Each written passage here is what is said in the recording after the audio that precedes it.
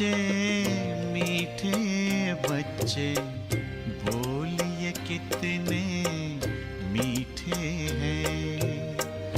मीठे बच्चे, मीठे बच्चे, बोलिए कितने मीठे हैं।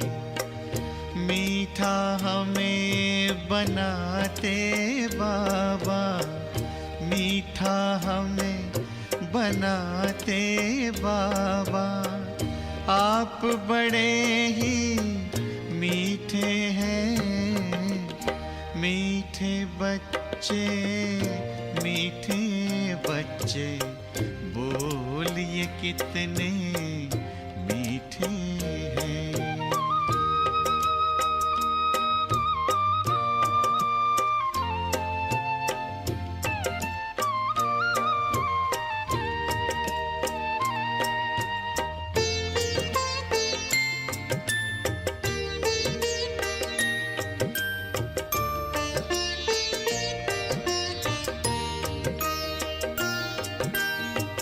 हम कहते कुर्बान आप पे बाबा, ये दिल जान है। जान नहीं कुर्बान बच्चों, करना तुम्हें जहान है।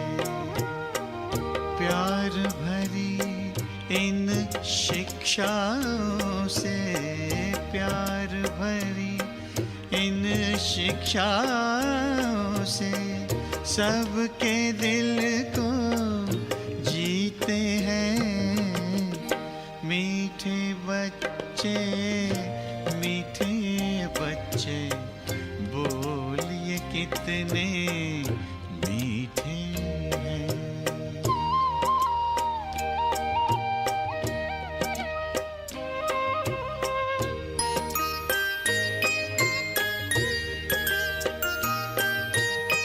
खार चुन लिए खुशबू भर हर जिंदगी महकाई है। नाच उठे हैं मन मयूर जब मुरली मधुर सुनाई है। इसी राग में भाग्य जगाना, इसी राग में भाग्य जगाना, आपसे हम भी सीखे हैं। मीठे बच्चे, मीठे बच्चे, बोलिए कितने मीठे हैं।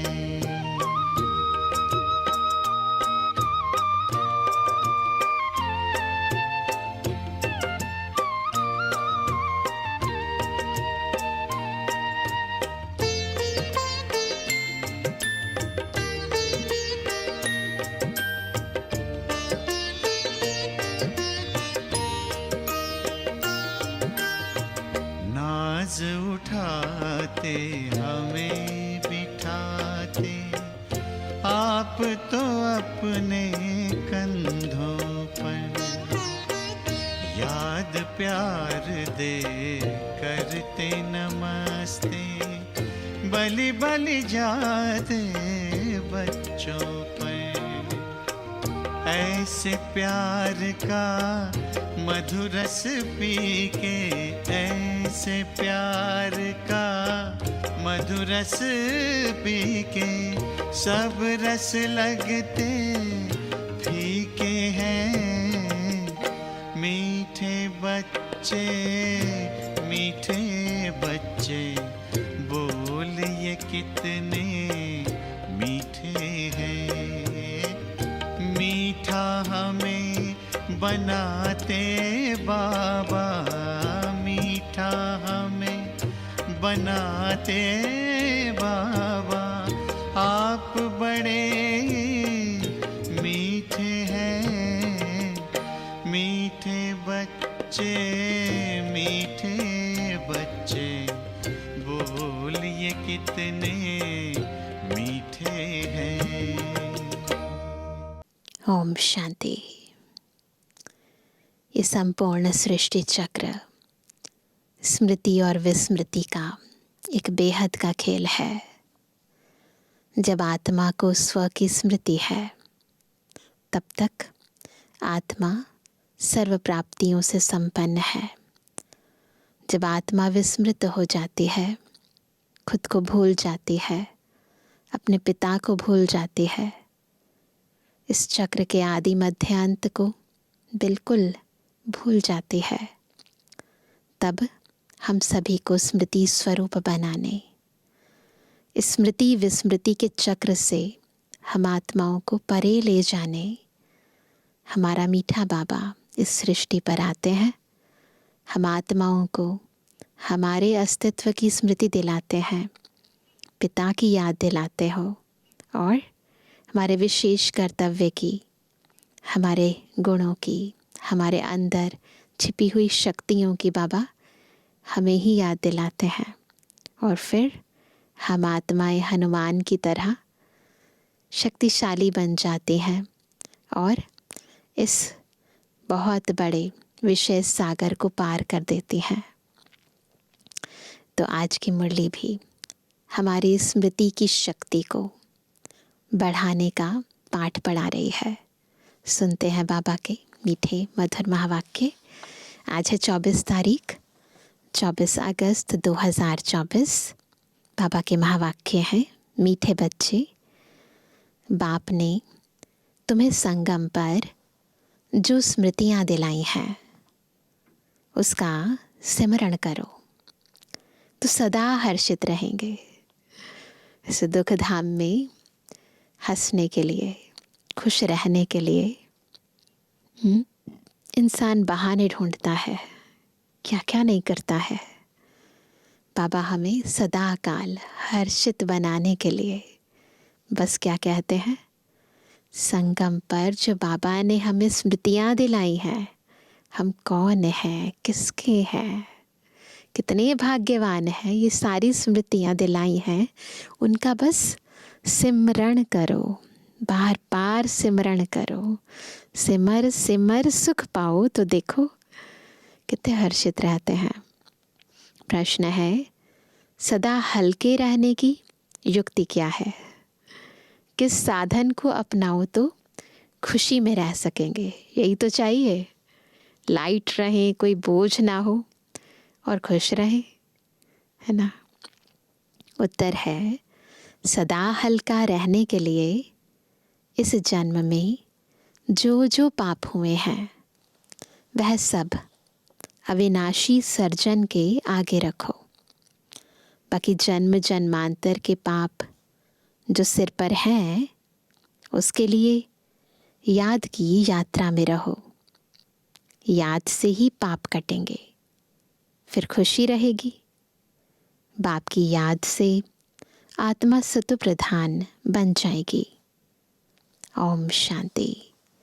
मीठे मीठे रूहानी बच्चों को रूहानी बाप समझाते हैं, तुमको स्मृति आई है कि हम आदि सनातन देवी देवता धर्म के थे। हम राज्य करते थे, हम बरोबर विश्व के मालिक थे। उस समय दूसरा कोई धर्म नहीं था। हमने ही सतयुग से लेकर जन्म लेते 84 का चक्र पूरा किया। सारे झाड़ की स्मृति आई है। हम देवता थे, फिर रावण राज्य में आ गए तो देवी देवता कहलाने के लायक न रहे, इसलिए धर्म ही दूसरा समझ लिया। और किसका भी धर्म बदलता नहीं है।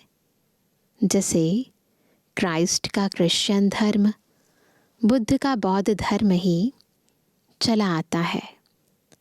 सबकी बुद्धि में है, बुद्ध ने फलाने टाइम धर्म स्थापन किया। हिंदुओं को अपने धर्म का पता ही नहीं है कि हमारा हिंदू धर्म कब से शुरू हुआ, किसने बनाया, कुछ पता नहीं है। लाखों वर्ष कह देते। सारे सृष्टि चक्र का नॉलेज तुम बच्चों को ही है।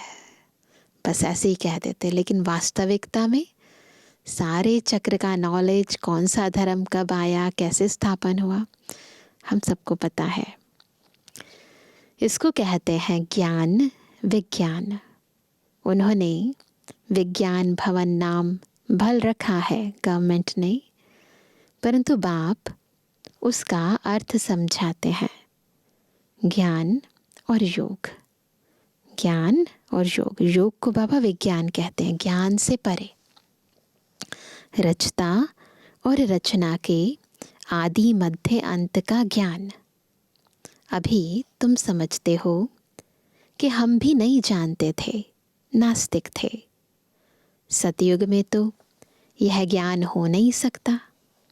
अभी तुमको टीचर ने पढ़ाया है, पढ़कर तुमको राज्य भाग्य मिलता है, क्योंकि तुमको रहने के लिए नई सृष्टि चाहिए। इस पुरानी सृष्टि में तो पवित्र देवी देवताएं पैर रख ना सकें।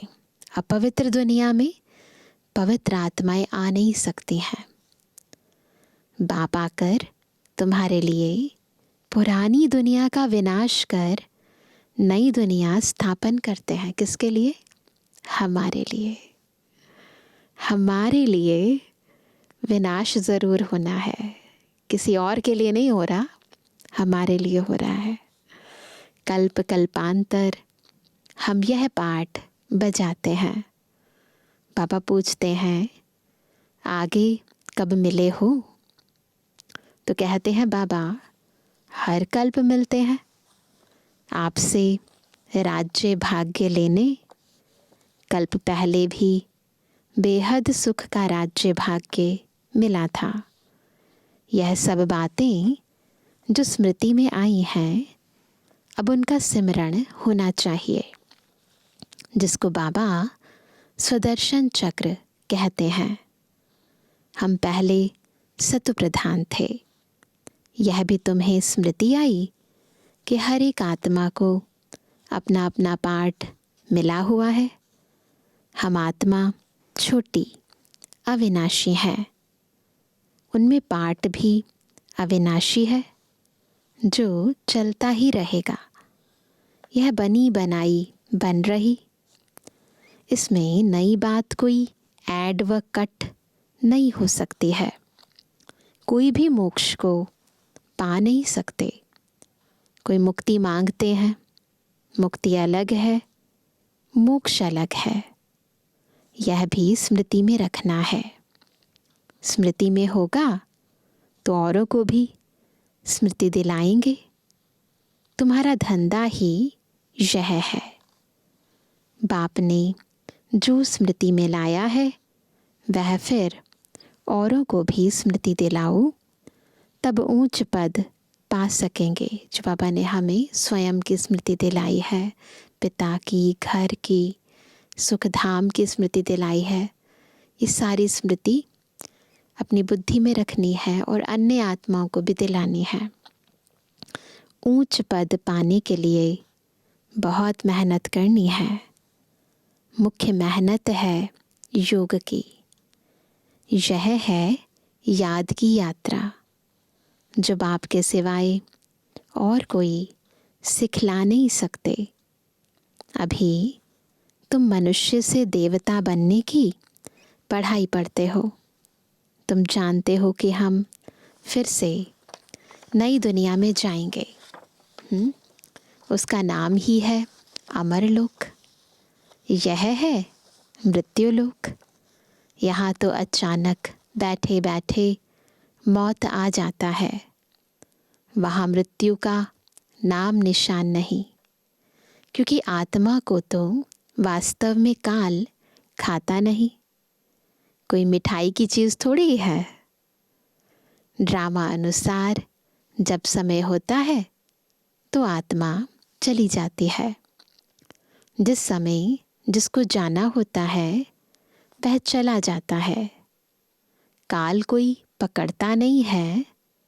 आत्मा एक शरीर छोड़ दूसरा लेती है। बहुत सिंपल तरीके से काल कुछ भी नहीं है, यह तो कथाएं बैठ बनाई हैं। ऐसे दिखाते हैं ना, यमराज आए ले गए, ये सब चीज़ें कथाएं बनाई हैं।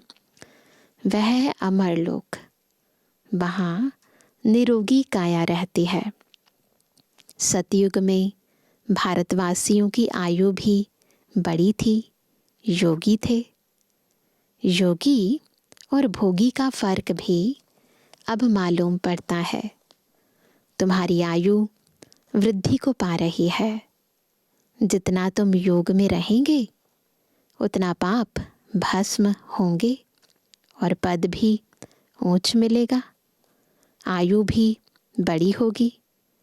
यथा राजा रानी आयु पूरी कर शरीर छोड़ते हैं, प्रजा का भी ऐसा होता है, परंतु पद का फर्क है। अब बाप तुमको कहते हैं, स्वदर्शन चक्रधारी बच्चों, यह अलंकार तुम्हारे हैं। याद दिलाते हैं, ये अलंकार देवताओं के नहीं हैं, ये हमारे हैं। हमने बुद्धि में स्व का दर्शन यानी स्वदर्शन चक्र फिराया है। गृहस्थ व्यवहार में रहते कमल फूल समान तुम रहते हो, तो कमल फूल का अलंकार भी हमारा है। सिवाय तुम्हारे और कोई रह ना सके, इतनी पावर कि कलयुग के अंदर गृहस्थ में रहते पावन रह सकें। ये पावर केवल शिव बाबा हम आत्माओं को अब संगम पर देते हैं। इसके अलावा बाकी दुनिया वाले तो संकल्प भी नहीं कर सकते।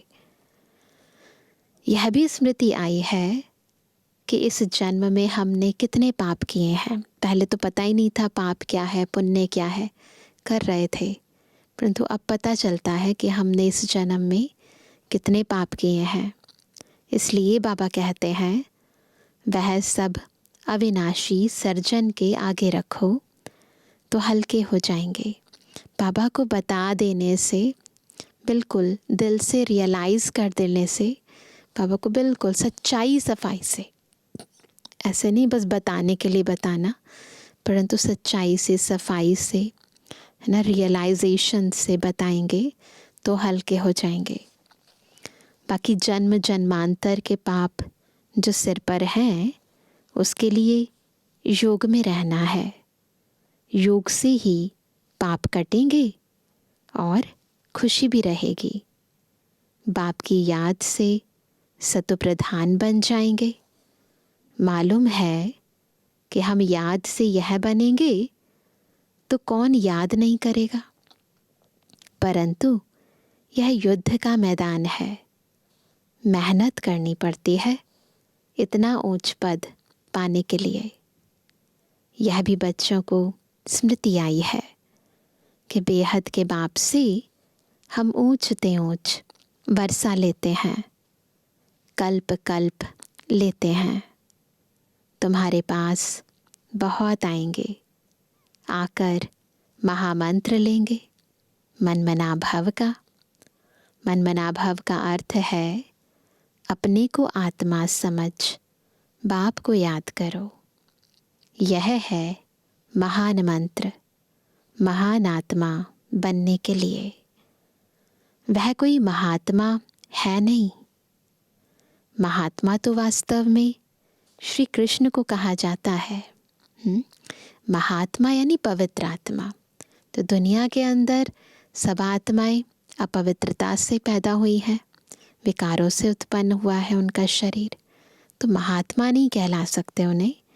तो बाबा कहते कि महात्मा तो वास्तव में श्री कृष्ण को कहा जाता है, क्योंकि वह पवित्र है। देवताएं सदैव पवित्र रहते हैं। देवताओं का है प्रवृत्ति मार्ग, सन्यासियों का है निवृत्ति मार्ग। वो भी पावन रहते हैं, परंतु निवृत्ति मार्ग है। और देवताएं भी पवित्र रहते हैं, परंतु प्रवृत्ति मार्ग है। स्त्रियां तो धक्के खा ना सके। अभी तो बहुत सारी बहनें भी साधु सन्यासी बन गई हैं, परंतु साकार बाबा के महावाक्य हैं तो उस समय इतना बहनें नहीं बनती थी। तो बाबा कहते हैं स्त्रियां तो धक्के खा ना सके, यह सब अभी कलयुग में खराबियां हो गई हैं। स्त्रियों को भी सन्यासी बनाकर ले जाते हैं। फिर भी उन्हों की पवित्रता पर भारत थमा रहता है। जैसे पुराने मकान को पोची आदि लगाई जाती है, तो जैसे नया बन जाता है, यह सन्यासी भी पोची दे कुछ बचाव करते हैं, क्योंकि पवित्रता के आधार पर ही भूमि थमी रहती है। इसलिए बाबा कहते हैं कि भारत में साधु सन्यासी, इनका भी बहुत बहुत योगदान है भारत की भूमि को थमाने के लिए। तो प्योरिटी अपनाते तो है ना, भले छोड़ कर जाते हैं परंतु पवित्र तो रहते हैं ना। परंतु बाप कहते हैं वह धर्म ही अलग है, पवित्र बनते हैं। भारत खंड में ही इतने देवी देवताओं के मंदिर, भक्ति आदि है। यह भी खेल है जिसका वृतांत तुम बताते हो। भक्ति मार्ग के लिए यह सब भी चाहिए ना।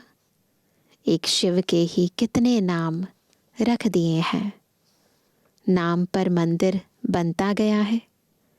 ढेर के ढेर मंदिर हैं, शिव के कितने मंदिर हैं ना।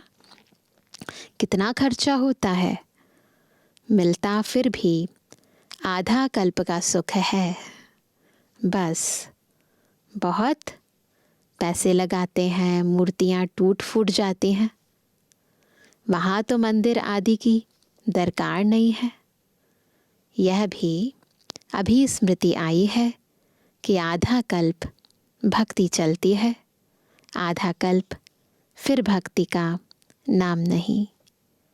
बाप कितनी स्मृति दिलाते हैं इस वैरायटी झाड़ की। सिर्फ कलयुग की आयु ही 40,000 वर्ष हो, फिर तो क्रिश्चियन आदि की आयु भी बहुत बढ़ जाए। बाप समझाते हैं क्रिश्चियन धर्म की इतनी ही लिमिट है। यह जानते हैं क्राइस्ट को इतना समय हुआ है, फलाने को इतना समय हुआ धर्म स्थापन किए, लेकिन फिर जाएंगे जाएंगे कब ये पता नहीं है। आए कब ये पता है, जाएंगे कब ये नहीं पता है। कल्प की आयु ही लंबी कर दी है। अभी तुम जानते हो यह तो विनाश की तैयारियां हो रही है। उन्हों की है साइंस, तुम्हारी है साइलेंस। तो दोनों तरफ तैयारियां हैं। केवल विनाश नहीं चाहिए ना, स्थापना भी तो चाहिए। तुम जितना साइलेंस में जाएंगे उतना वह विनाश के लिए अच्छी अच्छी चीज़ें तैयार करते रहेंगे। दिन प्रतिदिन महीन चीज़ें बनाते रहते हैं। तुमको अंदर में खुशी होती है। बाबा तो हमारे लिए नई दुनिया बनाने आए हैं, तो अब हम पुरानी दुनिया में थोड़ी रहेंगे। कमाल है बाबा की। बाबा आपके स्वर्ग स्थापन करने की तो कमाल है। अभी तुमको सारी स्मृति आई है। वह तो रचता और रचना के आदि मध्य अंत को जानते ही नहीं है। तुम जानते हो तुम कितनी रोशनी में हो। मनुष्य तो घोर अंधियारे में है। फर्क है ना। ज्ञान अंजन सतगुरु दिया, अज्ञान अंधेर विनाश। भक्ति वाले ज्ञान को नहीं जानते हैं। अभी तुम भक्ति को भी जानते हो तो ज्ञान को भी जानते हो। सारी स्मृति आई है। भक्ति कब शुरू होती है, फिर कब पूरी होती है। बाप कब ज्ञान देते हैं, पूरा कब होगा, सब स्मृति है। नंबरवार तो है ही, स्मृति में भी नंबरवार हैं। किसको बहुत स्मृति है, किसको कम। जिन्हों को बहुत स्मृति रहती है वह ऊंच पद पाएंगे। तो बस देखो कितनी स्मृति रहती है। स्मृति रहे तब औरों को भी समझाएं। वंडरफुल स्मृति है ना। देखो सारा स्मृति का खेल है। जितना याद में रहेंगे, जितना याद करेंगे, जितना याद आती है, जितनी याद सताती है, उसके आधार पर पद निर्धारित हो रहे हैं, उसी हिसाब से प्राप्तियां भी हो रही हैं। आगे तुम्हारी बुद्धि में क्या था? पहले जब ज्ञान नहीं था तो दुनियावी बातें थी ना, भक्ति, जप, तप, तीर्थ करना, माथा टेकना, सारी टिप्पड़ जो है चप्पल घिस गई, सारी टिप्पण ही घिस गई है। भक्ति की स्मृति और ज्ञान में कितना फर्क है। तुम अभी भक्ति को जानते हो क्योंकि शुरू से भक्ति की है। जानते हो हमने पहले पहले शिव की भक्ति की, फिर देवताओं की, और कोई को भी यह स्मृति नहीं है। तुमको रचना के आदि मध्य अंत, भक्ति आदि की सब स्मृति है। आधा कल्प भक्ति करते करते गिरते ही आए हो। अभी तो दुख के पहाड़ गिरने हैं। तुम बच्चों को पुरुषार्थ करना है। यह गिरने से पहले हम याद की यात्रा से विकर्म विनाश करें। सबको तुम यही समझाते हो। तुम्हारे पास हजारों आते हैं, तुम मेहनत करते हो भाई बहनों को रास्ता बताने का, है ना। ज्ञान और भक्ति की स्मृति आई है। गोया तुम सारे ड्रामा को नंबरवार पुरुषार्थ अनुसार जान गए हो। जो जितना अच्छी रीति जानते हैं वह समझा भी सकते हैं। समझाना तो बच्चों को ही है, गायन भी है। सन शोज फादर, बाबा को यदि प्रत्यक्ष करना है तो ज्ञान तो समझाना है ना, अन्य आत्माओं तक पहुंचाना है। बाप बच्चों को समझाएंगे, बच्चे फिर और भाइयों को समझाएंगे, आत्माओं को समझाते हो ना। भक्ति से यह ज्ञान बिल्कुल न्यारा है। गायन भी है ना, एक भगवान आकर सब भक्तों को फल देते हैं। एक बाप के सब बच्चे हैं। बाप कहते हैं सब बच्चों को शांति धाम, सुख धाम में ले जाता हूँ। कल्प कल्प का यह ज्ञान भी तुमको अभी है, वहाँ नहीं होगा। तुम पतित बनते हो तो पावन बनाने के लिए बाप तुम पर कितनी मेहनत करते हैं। इसलिए गायन है, कुर्बान जाऊं वारी जाऊं। किस पर? बाप पर। फिर बाप मिसाल बताते हैं, यह कुर्बान कैसे गया। फॉलो इस सैंपल को करो। बाबा ब्रह्मा बाबा का एग्जाम्पल देकर, और एग्जाम्पल देना ही नहीं परंतु बाबा का पूरा जीवन चरित्र ही हमारे सामने एक प्रेरणादायक पूरा का पूरा जीवन चरित्र था। तो जब उनको देखते हैं, बाबा को फॉलो करते हैं, कैसे बाबा ने त्याग किया, तपस्या की, सेवा की, तो बिल्कुल करना सहज हो जाता है। तो इसलिए बाबा कहते हैं कि बाबा मिसाल बताते हैं, यह कुर्बान कैसे गया। फॉलो इस सैंपल को करो। यही फिर लक्ष्मी नारायण बनते हैं। तो जो लक्ष्य है और जिस आत्मा ने उस लक्ष्य को प्राप्त किया, कैसे लक्षणों को धारण किया, कैसे अपने जीवन को परिवर्तन किया, जब उसको बुद्धि में रखते हैं तो सहज हो जाता है सब कुछ करना। अगर इतना ऊंच पद पाना है तो ऐसा कुर्बान जाना है, ब्रह्मा बाबा जैसा। साहूकार कभी कुर्बान हो ना सके। कुर्बान होने के लिए दिल बहुत बड़ा चाहिए, बाबा के साथ लगन बहुत ज़बरदस्त चाहिए। लेकिन साहूकार जो होती है कि बुद्धि जब धन में कमाने में लगी रहेगी तो फिर बाबा में बुद्धि इतनी नहीं होगी ना, तो इतना कुर्बान भी नहीं जा पाएंगे। यहाँ तो स्वाहा करना पड़े, सब कुछ कुर्बान। साहूकार को स्मृति ज़रूर आएगी। गायन भी है ना, अंत काल जो स्त्री सिमरे। इतने सब पैसे क्या करेंगे, कोई लेगा ही नहीं, क्योंकि सब खत्म हो जाने हैं। मैं भी लेकर क्या करूँगा? एंड में बाबा भी नहीं लेंगे किसी का।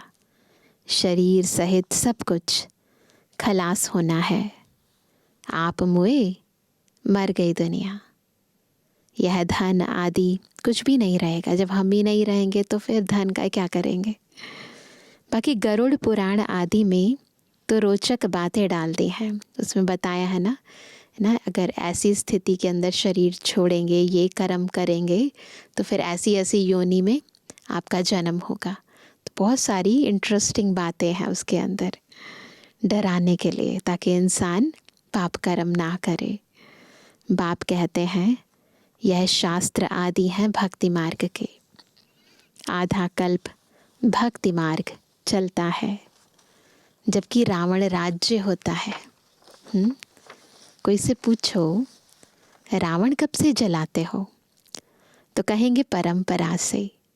अरे परंपरा से तो रावण होता ही नहीं, मालूम ही नहीं है तो कह देते हैं परंपरा से।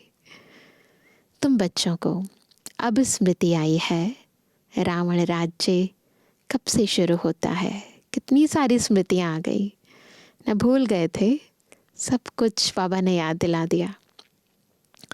तो बाबा कहते हैं रचता रचना का राज भी तुम समझते हो। अब बाप कहते हैं बच्चे मामेकम याद करो तो पाप कटें।